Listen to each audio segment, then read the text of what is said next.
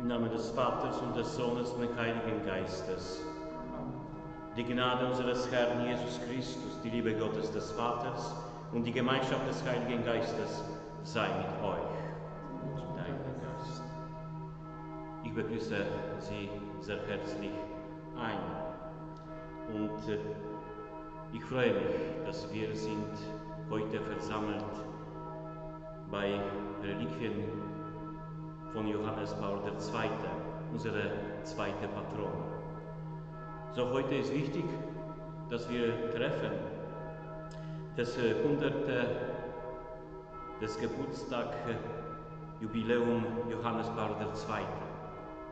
Vor 100 Jahren. Er ist geboren in Wadowice in Polen und ist 2. April 2005 gestorben. Er war vom 16. Oktober 1978 bis zu seinem Tod 26 Jahre und 5 Monate lang Papst der römisch-katholischen Kirche. Er auch hat Kärnten besuchen. Er war in unserem Dom in Gurk. Ich glaube, viele von euch erinnern diese Treffen.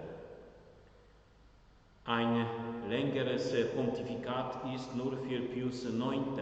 Belegt. Johannes Paul II. War der erste Slave auf dem Papstthron. Ihm wird eine maßgebliche Rolle bei der Beendigung des Sozialismus in seinem Heimat Polen zugeschrieben. Am 1. Mai 2011 sprach ihn sein Nachfolger Benedikt XVI. In Rom selig. Im Konsistorium vom 30. September 2013 teilte Papst Franziskus mit, dass Johannes Paul II. Und Johannes 23. am 27. April 2014, dem Sonntag der göttlichen Barmherzigkeit, heilig gesprochen werden sollen. Und wir möchten heute auch zu Johannes Paul II. Als Heiliger unsere Sorge, unsere Intentionen, welche wir tragen in unser Herz, schicken,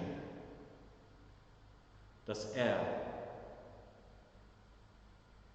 nimmt unsere wirkliche Sache und auch er vor Thron unsere heilige Vater im Himmel vor ihm gibt.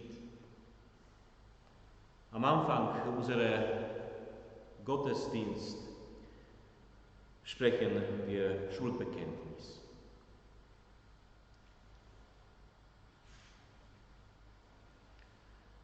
Herr Jesus Christus, du bist vom Vater gesandt, zu heilen, was verwundet ist. Herr, erbarme dich.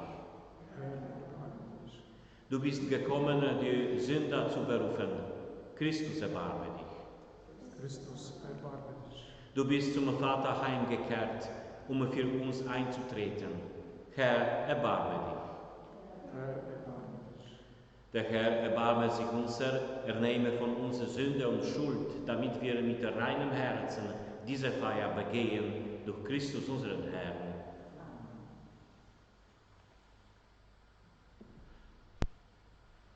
Lasst uns beten.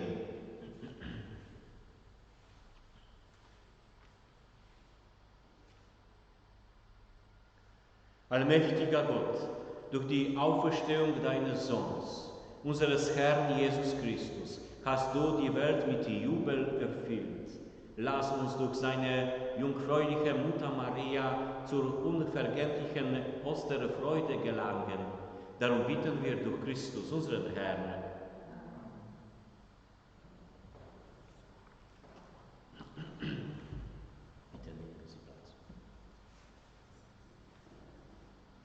Hören wir heilige Wort.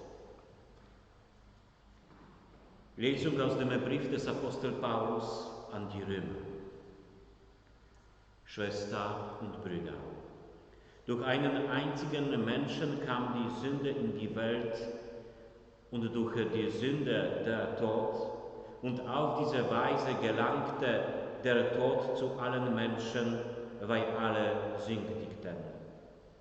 Ist durch die Übertretung des einen der Tod zur Herrschaft gekommen durch diesen einen, so werden erst recht alle, denen die Gnade und die Gabe der Gerechtigkeit reichlich zuteil wurde.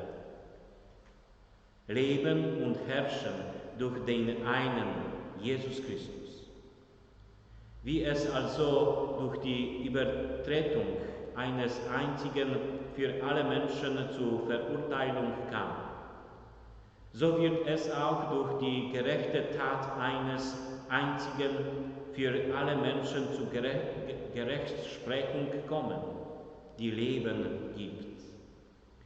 Wie durch den Ungehorsam des einen Menschen die vielen zu Sündern wurden, so werden auch durch den Gehorsam des einen die vielen zu Gerechten gemacht werden. Wort des lebendigen Gottes.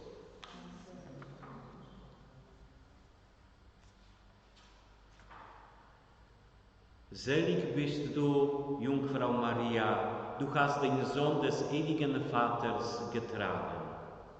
Selig bist du, Jungfrau Maria, du hast den Sohn des ewigen Vaters getragen. Meine Seele preist die Größe des Herrn, und mein Geist jubelt über Gott, meinen Retter, denn auf die Niedrigkeit seiner Magd hat er geschaut. Siehe, von nun an preisen mich selig alle Geschlechter, denn der Mächtige hat Großes an mir getan, und sein Name ist heilig.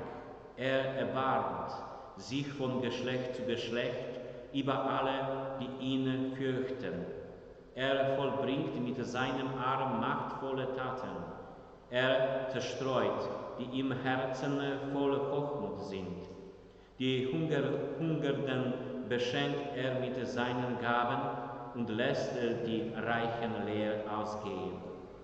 Er nimmt sich seines Knechtes Israel an und denkt an sein Erbarmen, das er unseren Vätern verheißen hat, Abraham und seinen Nachkommen auf ewig. Selig bist du, Jungfrau Maria, du hast den Sohn des ewigen Vaters getragen. Halleluja, Halleluja, Halleluja, Halleluja, Halleluja,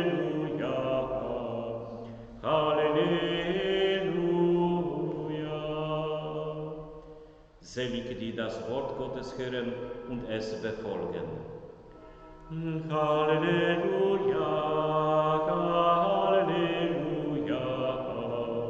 Halleluja. Der Herr sei mit euch und mit deinem Geist. Aus dem Heiligen Evangelium nach Lukas. Ehre sei dir, o Herr.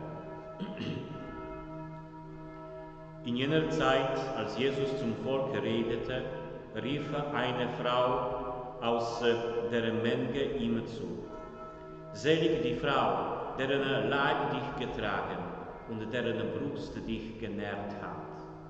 Er aber erwiderte: Selig sind vielmehr die, die das Wort Gottes hören und es befolgen. Evangelium unseres Herrn Jesus Christus.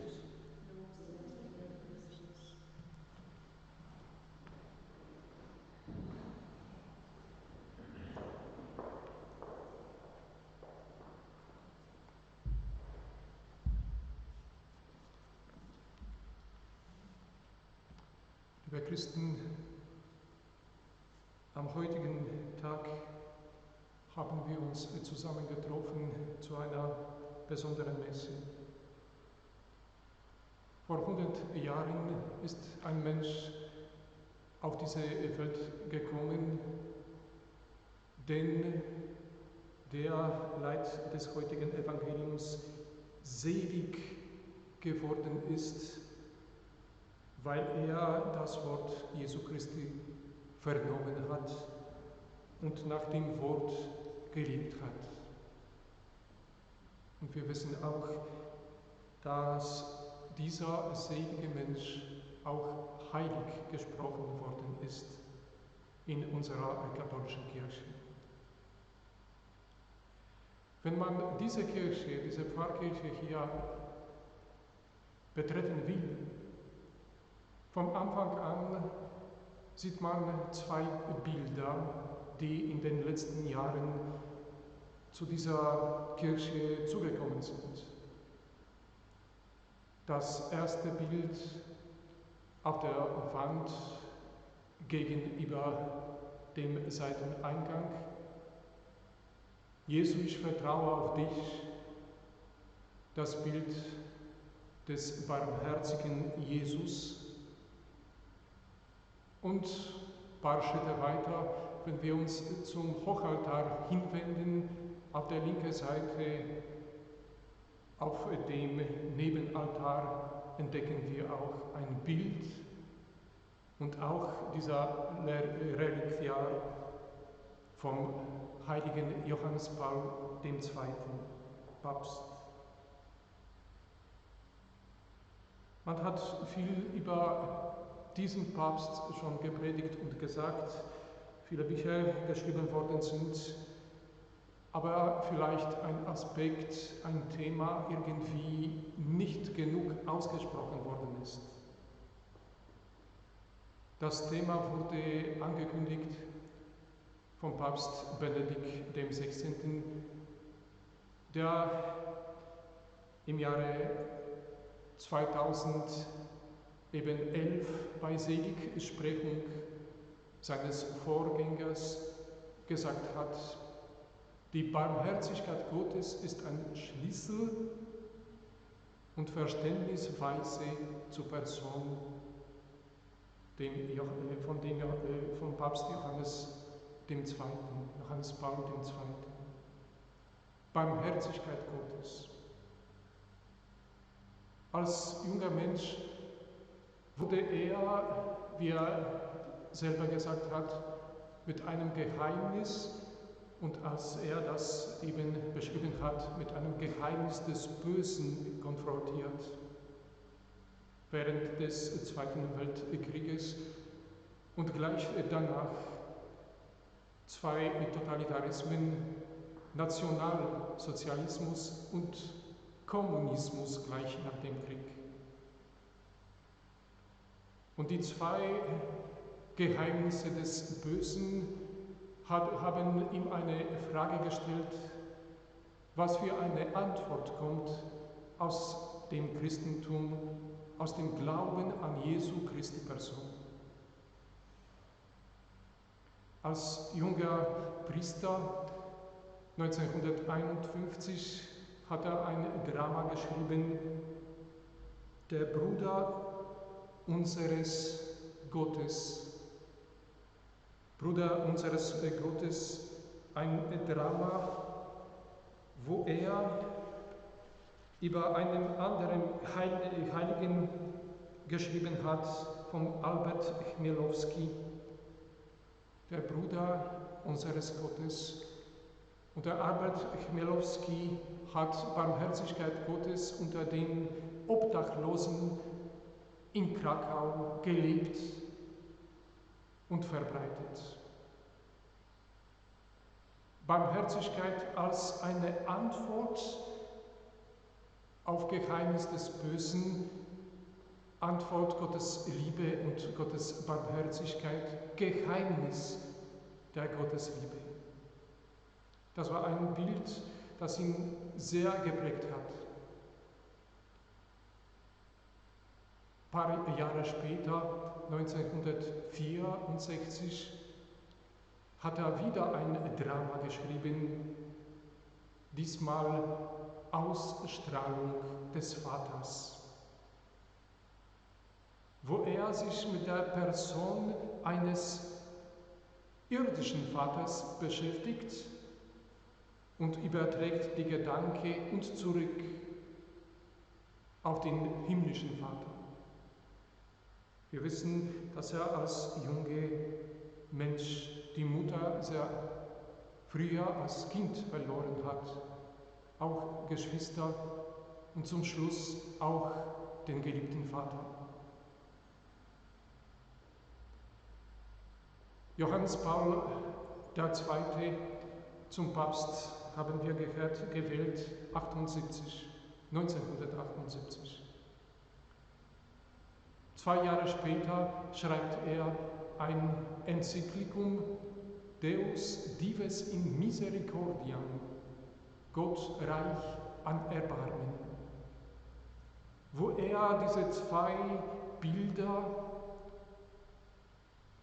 das gelebte Barmherzigkeit Gottes und das erfahrene Liebe des Vaters zusammengenommen hat und über barmherziger Vater vom Himmel schreibt, der reich an Erbarmen ist. Wir wissen auch, dass er auch den Sonntag der göttlichen Barmherzigkeit im Jahre 2000 eingeführt hat. Ein paar Jahre später hat er die ganze Welt geweiht an der göttlichen Barmherzigkeit und dabei hat er folgende Worte gepredigt. Hat er gepredigt mit einer Sorge über den Menschen, der zu heutigen Zeiten geteilt ist und irgendwie in sich verloren gegangen scheint. Er schreibt selbst, dass das Vorbild seines Vaters, ich zitiere aus einem Buch von Schwester Edith Olk, ihn auf dem Wege zu Priestertum geprägt hat.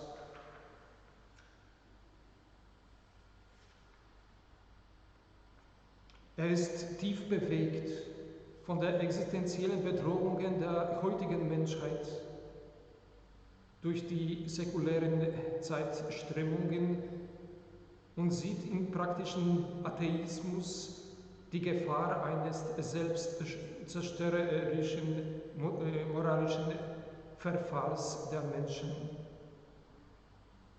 Daher bemüht er sich, die Menschen durch seine Verkündigung an die Person Gottes des Vaters heranzuführen. Meine Lieben, wenn wir heute noch einmal zu sagen, seinen 100. Geburtstag auf diese Art und Weise feiern wollen, da müssen wir uns auch selber fragen, wie weit ist es in unserem Leben mit der Barmherzigkeit Gottes? Wie weit glauben wir an das, dass Gott uns in seiner Liebe in Jesu Christi Person versöhnt hat? Und wie weit ist auch unsere Fähigkeit zu vergeben, weil Barmherzigkeit zu leben und erleben beginnt mit Fähigkeit zu vergeben. Diese Fragen, die sich automatisch stellen, begleiten uns während dieses Gottesdienstes und während unseres Lebens. Amen.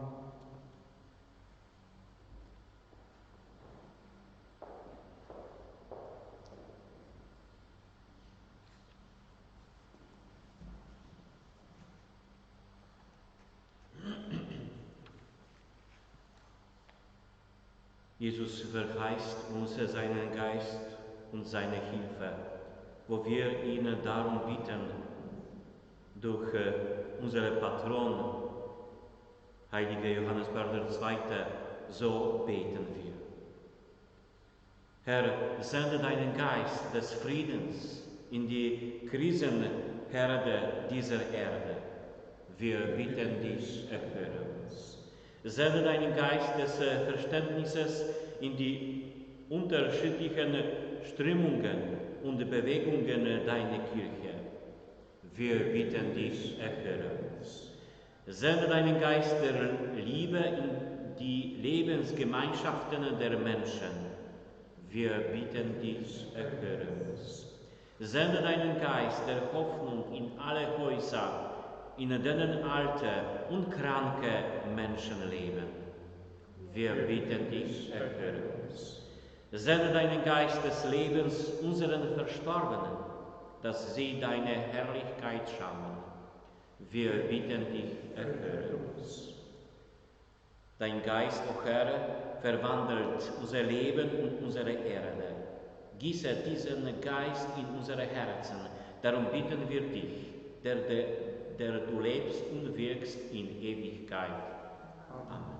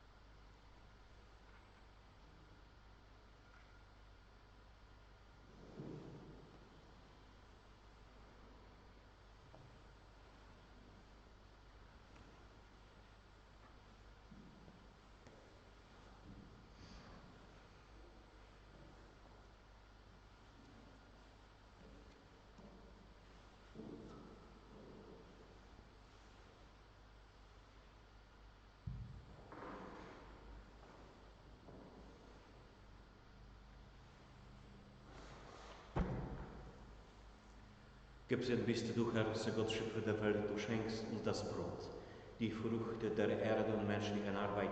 Wir bringen diesen Brot vor dein Angesicht, damit es uns das Brot des Lebens wird. Gesegnet bist du in Ewigkeit, Herr, sag uns.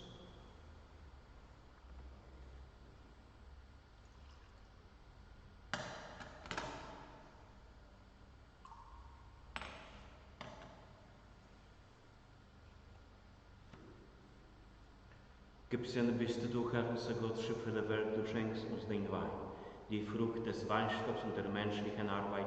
Wir bringen diesen Kelch vor dein Angesicht, damit uns der Kelch Heiles werde. Gesegnet bist du in Ewigkeit, Herr, sag uns. Wir kommen zu dir, waschest mir meine Sünde, mach mich rein.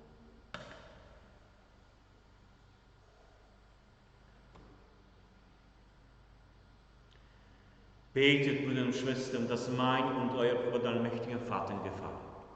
Der Herr nehme das Opfer an aus deiner Hand, zum Lob und Ruhm seines Namens, zum Segen für uns und seine ganze Heilige Kirche.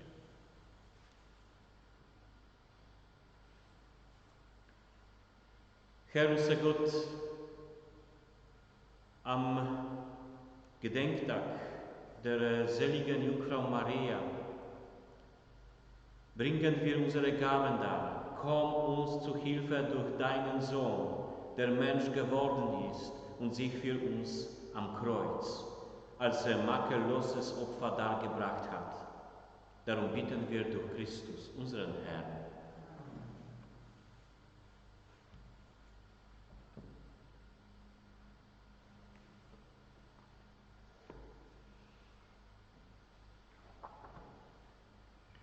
Der Herr sei mit euch. Und mit deinem Geist. Erhebet die Herzen, wir haben sie beim Herrn. Lasset uns danken dem Herrn, unserem Gott. Das ist würdig. In Wahrheit ist es würdig und recht, dir, Vater, für die Erwählung der seligen Jungfrau Maria zu danken und mit ihr das Werk deiner Gnade zu rühmen.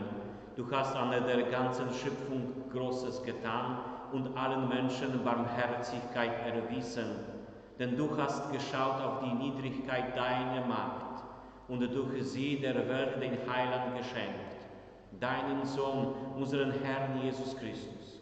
Durch ihn preisen wir jetzt und in Ewigkeit dein Erbarmen und singen mit den Chören der Engel das Lob deiner Herrlichkeit. Heilig, heilig, heilig, Gott, Herr aller Mächte und Gewalten, erfüllt sind Himmel und Erde von deiner Herrlichkeit. Hosanna in der Höhe, hoch gelobt sei der, der kommt im Namen des Herrn. Hosanna in der Höhe. Ja, du bist heiliger, großer Gott, du bist der Quell aller Heiligkeit, darum bitten wir dich.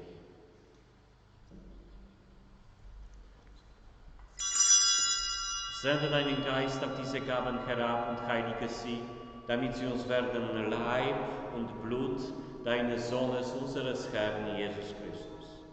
Denn am Abend, an dem er ausgeliefert wurde und sich aus freien Willen dem Leid unterwarf, nahm er das Brot und sagte Dank, brach es, reichte seinen Jüngern und sprach: Nehmet und esset alle davon, das ist mein Leib, der für euch hingegeben wird.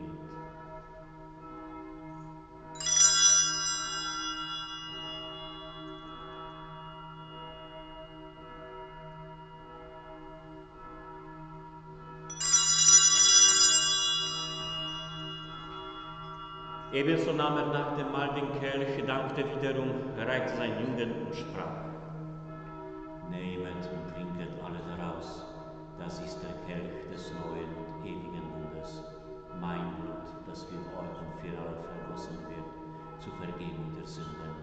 Tut dies zu meinem Gedächtnis.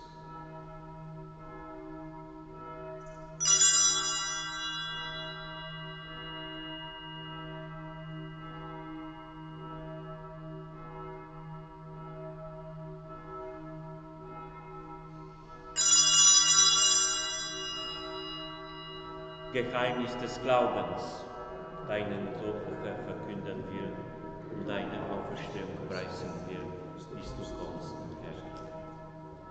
Darum, gütiger Vater, feiern wir das Gedächtnis des Todes und der Auferstehung deines Sohnes und bringen dir so das Brot des Lebens und den Kelch des Heiles dar. Wir danken dir, dass du uns berufen hast, vor dir zu stehen und dir zu dienen. Wir bitten dich, schenke uns an dein Christi Leib und Blut und lass uns eins werden durch den Heiligen Geist. Gedenke deiner Kirche auf der ganzen Erde und vollende dein Volk in der Liebe, vereint mit unserem Papst Franziskus, unserem Bischof Josef und allen Bischöfen, unseren Priestern und Diakonen und mit allen, die zum Dienst in der Kirche bestellt sind, die aus dieser Welt geschieden sind, in dein Reich auf, wo sie dich schauen von Angesicht zu Angesicht.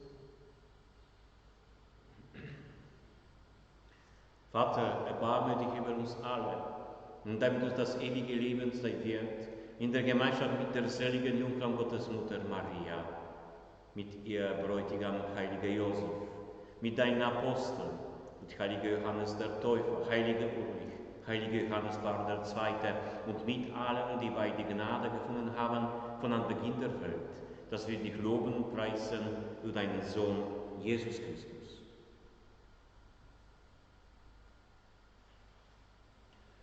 Durch Christus und mit Christus und in Christus ist dir Gott, allmächtiger Vater, in der Einheit des Heiligen Geistes, alle Herrlichkeit und Ehre, jetzt und in Ewigkeit. Amen.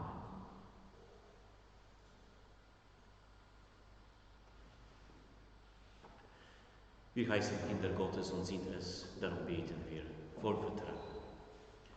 Vater unser im Himmel, geheiligt werde dein Name, dein Reich komme, deine Wille geschehe, wie im Himmel so auf Erden.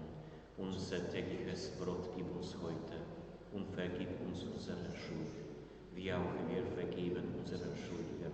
Und führe uns nicht in Versuchung, sondern erlöse uns von dem Bösen. Erlöse uns, Herr allmächtiger Vater, von allem Bösen und gib in unseren Tagen. Komm uns zu Hilfe mit deinem Erbarmen und bewahre uns vor Verwirrung und Sünde, damit wir voll Zuversicht das unseres Erlösers, Jesus Christus, erwarten. Denn dein ist das Reich und die Kraft und die Herrlichkeit in Ewigkeit. Am Ostertag trat Jesu in die Mitte seiner Jünger und sprach den Friedensgruß. Deshalb bitten wir. Herr Jesus Christus, du Sieger über Sünde und Tod, schau nicht auf unsere Sünden, sondern auf den Glauben deiner Kirche und schenke ihr nach deinem Willen Einheit und Frieden. Der Friede des Herrn sei alle Zeit mit euch. Und mit deinem Geist. Gebt einander Zeichen des Friedens und Versöhnung.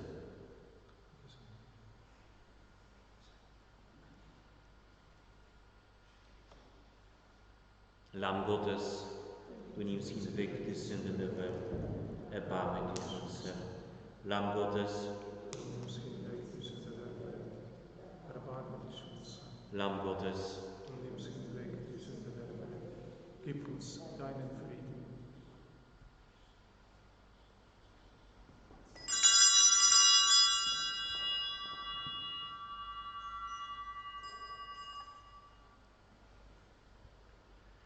Seht das Lamm Gottes, das hinwegnimmt die Sünde der Welt. Herr, ich bin nicht würdig, dass du eingehst in mein Dach, aber sprich dein Wort, so wird mein Seele gesund. Freut dich, Jungfrau und Mutter, denn der Herr ist aus dem Grab erstanden. Halleluja.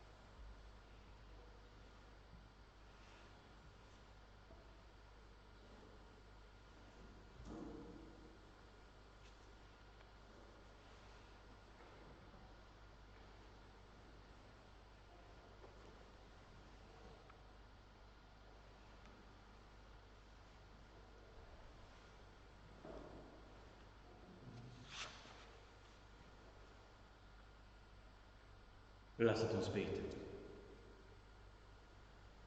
Ewiger Gott, bewahre, was du uns im Sakrament des Glaubens geschenkt hast. Lass uns festhalten am Bekenntnis, dass dein Sohn, den die Jungfrau empfangen hat, wahrer Gott und wahrer Mensch ist. Und führe uns in der Kraft seiner Auferstehung zu ewigen Freude. Darum bitten wir durch Christus, unseren Herrn.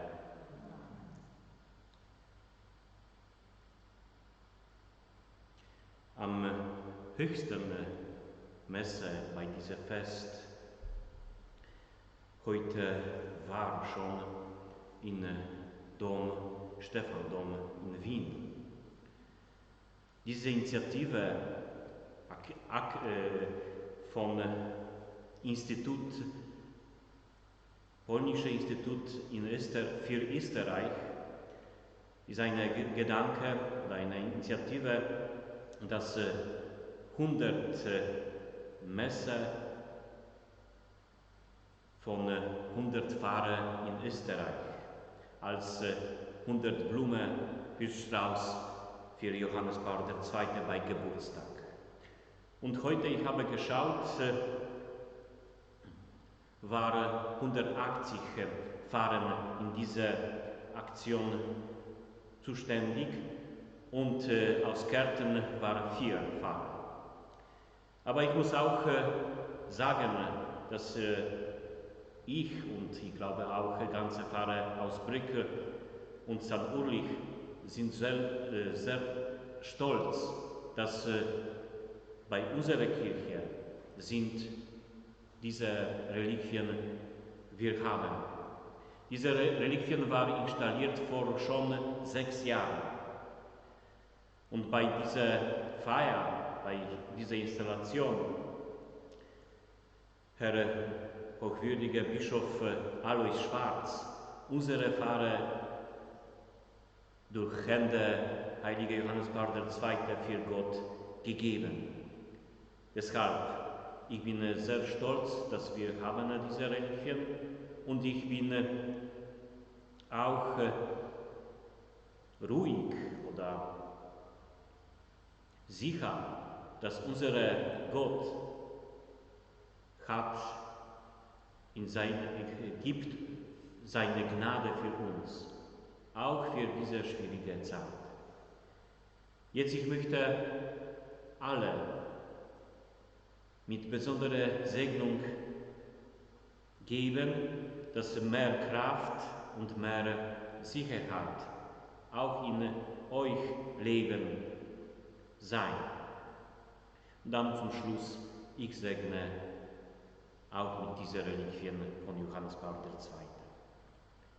Allmächtiger Gott, angesichts der Pandemie, die die Menschheit heimgesucht hat, erneuern wir inständig den Akt des Anvertrauens und Ehrweihe des Heiligen Johannes Paul II.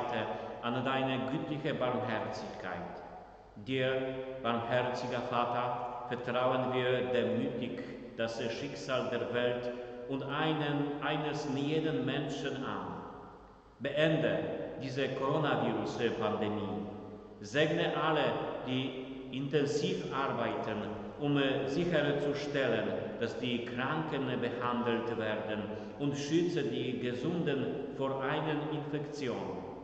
Schenke allen betroffenen Menschen Gesundheit, den in Quarantäne Lebenden Geduld und nimm die Toten in dein himmlisches Haus auf.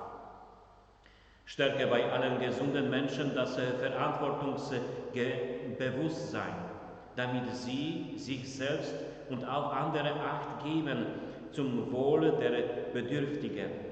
Stärke unseren Glauben, unsere Beziehung zu Christus, deinen Sohn, der für uns Mensch geworden ist und der mit uns ist jeden Tag.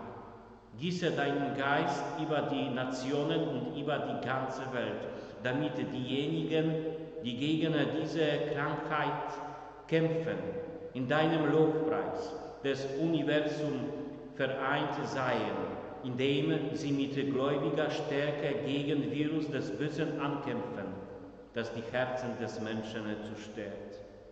Ewiger Vater, um des Leidens und der Auferstehung deines Sohnes willen, erbarme dich unser und der ganzen Welt. Maria, Mutter der Barmherzigkeit, bitte für uns. Heiliger Johannes Paul II., bitte für uns. Der Herr sei mit euch. Und mit deinem Geist. Es segne der allmächtige Gott, der Vater und der Sohn und der Heilige Geist. Amen. Geht hin in Frieden.